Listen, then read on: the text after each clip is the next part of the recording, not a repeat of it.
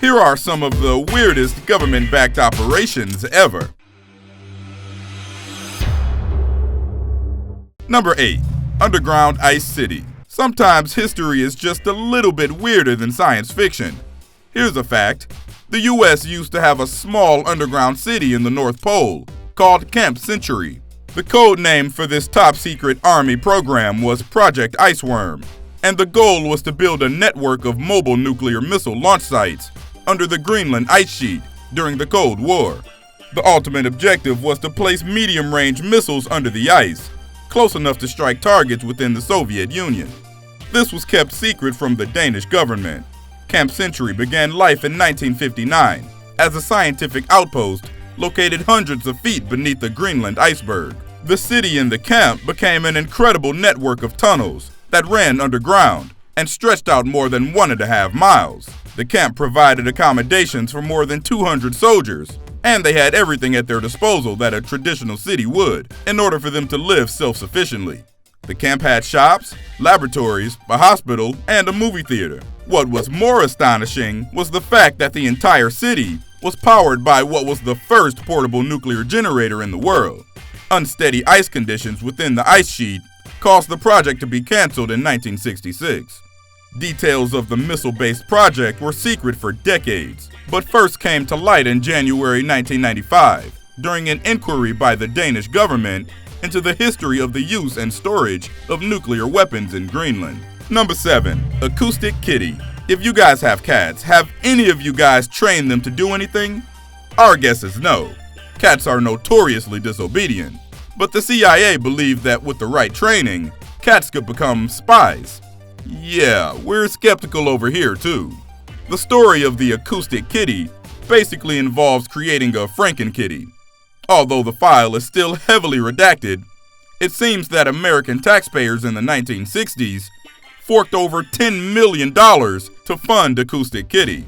Despite all this funding, the project ended with catastrophic results. Here was the CIA's thought process. Cats are quiet, small, able to go almost anywhere, and they don't attract suspicion. Why not use them to spy on the Soviets?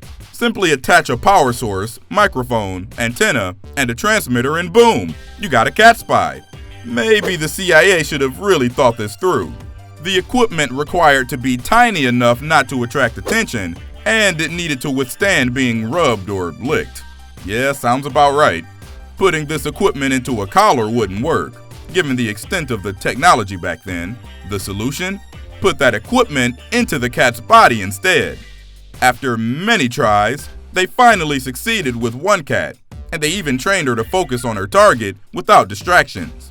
However, when they sent her on her first mission from a parked van to go across the street to the Soviet embassy, she sadly got hit by a cab as she was crossing the street. The project was over before it could even begin. End of story? Not quite. In 2013, the CIA director claimed she didn't die. They picked her up to avoid her falling into the wrong hands. Her equipment was removed, and the would-be spy cat supposedly went on to live a long and happy life. Number 6. LSD fun. You guys ever feel like you're all trippy but don't know why? Well, let's talk about Operation Midnight Climax. This involved government-employed workers conducting business in safe houses, as agents secretly watched. The premise of this program was to explore the use of mind-control drugs, after alleged use by communist leadership such as the Soviets, Chinese, and North Koreans on US POWs. Lead researcher Dr. Sidney Gottlieb oversaw many experiments exploring the use of LSD on unknowing US citizens. Gottlieb first started with volunteers for his experiments. Gottlieb was known to lock his subjects in sensory deprivation chambers while dosed on LSD. He would also make recordings of psychiatric patients' therapy sessions, and then play a loop of the patient's most self-degrading statement over and over through headphones, after the patient had been restrained in a straitjacket and dosed with LSD. Just wow. Gottlieb himself took LSD frequently, locking himself in his office and taking notes. After it became increasingly difficult to find volunteers for these programs, the direction of this operation went to the dark side. They just decided to test it on the public. They employed the use of local ladies of the night in the San Francisco area to lure unwilling subjects to serve them alcohol containing large doses of LSD. The operation expanded, and CIA operatives began dosing people in restaurants, bars, and beaches too. It's just insane to think that any government would do this, let alone the US government. LSD was eventually dismissed by the researchers as too unpredictable in its effects. Although these acts were blatantly illegal, several significant operational techniques were developed from the experiment, including surveillance technology and the possible use of mind-altering chemicals in field operations. We're still amazed over here by what the government did back then. Number 5. Disguised cell phone towers. The cell phone industry is still a rapidly expanding market, which may seem odd because it seems like everyone already has a cell phone, right? Anyways, to keep up with increased use, they need to build cell towers. Big, ugly eyesore cell towers. But if that's the case, where are they? Have you seen new ones being built recently? No? That's because they're all over the place. You just can't see them. They're disguising them. They're tall and they're everywhere. San Bernardino County in California alone has over 500 cloaked cell antennas. The trend started small at first, only in upscale communities with tight zoning regulations. But now these towers are everywhere, secretly shaping our cities. There's a history of governments concealing infrastructure that goes way further back than cell phone towers. In the 1950s and 60s, for example, Canadian Electric Utilities built hundreds of entirely fake houses throughout Toronto to conceal substations. In the 1980s, soon after cell phone companies started building antennas in the United States, they looked to hide antennas as well, often in response to complaints from local residents. Essentially, they're disguised to look like trees. These fake trees, known as interceptors, allow the police and NASA to keep tabs on people of interest to them. There's no good data on how many of these trees now exist, for obvious reasons. Maybe the Facebook trial is just a show for the people from the government. Number 4. The STARGATE Project. Metaphysical and psychic phenomena have long existed on the fringe of conventional science and academia. ESP, clairvoyance, telekinesis, and astral traveling have all been relegated to the backseat of accepted belief systems, in spite of extensive mention of these practices throughout the history of many cultures. So, what did the CIA decide to do? They decided to test if any of it was real. In 1995, the CIA declassified a top-secret program which had been training individuals in the science of, quote, remote viewing. Supposedly, it trained people to be able to envision ongoing activities in distant places and future events. The STARGATE project created a set of protocols designed to make the research of clairvoyance and out-of-body experiences more scientific. The term remote viewing emerged as shorthand to describe this more structured approach to clairvoyance. Project STARGATE would only get to be deployed after all the intelligence attempts, methods, or approaches had already failed. Remote viewing was tested and deployed under scientific conditions to obtain data about foreign espionage activities, counterterrorism efforts, secret military bases abroad, and hidden missiles. It recognized the psychic potential in humans and attempted to harness these special, powers for the purpose of intelligence gathering. However, the project was eventually terminated and declassified in 1995 because the CIA concluded that these, quote, powers were never useful in any intelligence operation. Number 3. MK Ultra.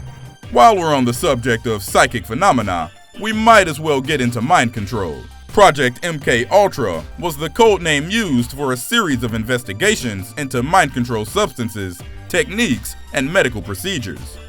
The goal was to develop an actual truth serum to be used for espionage. The experiment started in 1953 and were slowly reduced over the next 20 years, before finally being stopped in 1973. A variety of experiments were done to understand the effects of powerful chemicals in unsuspecting subjects. Remember when we talked about Project Midnight Climax? That fell under Project MK Ultra. These tests were often done in conjunction with hospitals and universities, who claimed later they weren't told what the goal of the experimentation was. Subjects included student volunteers, patients at mental hospitals, prisoners who both did and didn't volunteer, drug addicts who were paid in more drugs, and the occasional random person. And oh yeah, it even happened to unlucky CIA agents. The big question is, did any of it work? While some of the chemicals were found to make the test subjects more suggestible or pliable, none of them became a truth serum that the CIA wanted. Complicating matters, the research was highly unscientific at the time, and a great deal of the data was of limited use. However, some elements of the program have gone on to be used on some unlucky people who had information the US government wanted. Number 2. Project PIGEON. Many of mankind's greatest innovations were products of war. And interestingly enough, pigeon-guided missiles had a chance to be one of them. Yes, we're talking missiles guided by pigeons. In World War II, American inventor B.F. Skinner hatched a plan for the military's missile aiming problem. He suggested pigeons. Thank goodness technology has advanced since back then. By building a nose cone for the front of the missile with 3 bird-sized cockpits fitted with tiny screens, he predicted that unfortunate pigeon pilots would be able to successfully guide the weapon to its target. The screens would display an image of the oncoming target, which the pigeons would be trained to peck at, and cables attached to their heads would steer the missiles in the right direction. Skinner already had experience training pigeons to push levers for food, so this was of course the next logical step. Despite being skeptical of the idea, the National Research Defense Committee went ahead with Project PIGEON.